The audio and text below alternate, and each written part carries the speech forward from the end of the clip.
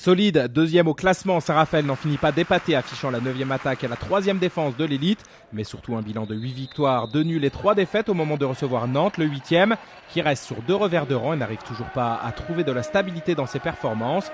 Dans cette entame de match, pourtant, ce sont bien les Ligériens qui vont prendre les devants. Sur ce contre, on voit que la relation Clerc-Dereau commence à marcher de mieux en mieux. C'est d'ailleurs l'arrière-gauche qui est à la conclusion. Il inscrit là l'un de ses 4 buts du soir. Il y a 1-3 à la 4e.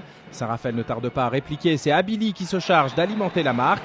Les locaux reviennent donc à égalité puis passent devant pour mener 7-4 à la 15e. Les débats s'équilibrent alors un peu plus, même si ce sont toujours les partenaires de Stelic qui mènent la danse.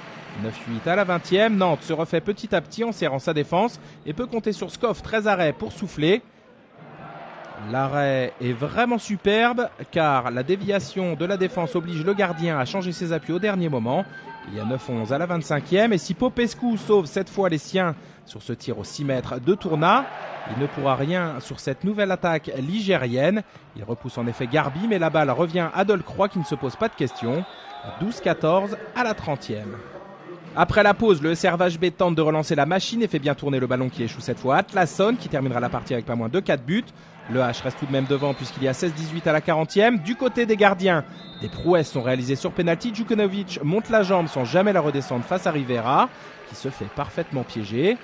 Tandis que Scoff laisse bien traîner sa main gauche lorsque Cocheteux se présente.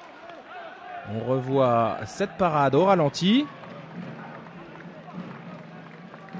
Le match est de plus en plus accroché, mais Saint-Raphaël semble plus à même de l'emporter, après être revenu à hauteur grâce à Cocheteux, 11 unités, 21-21 à la 48e.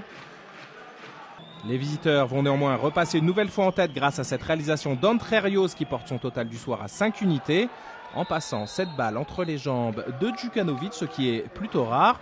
23-25 à la 53e. Dans le sprint final, le H va complètement craquer et ne plus du tout marquer, à l'inverse du SRVHB qui peut compter sur Atlasson pour libérer les siens. Score final 28-25. Saint-Raphaël confirme sa place de deuxième en signant son 9e succès.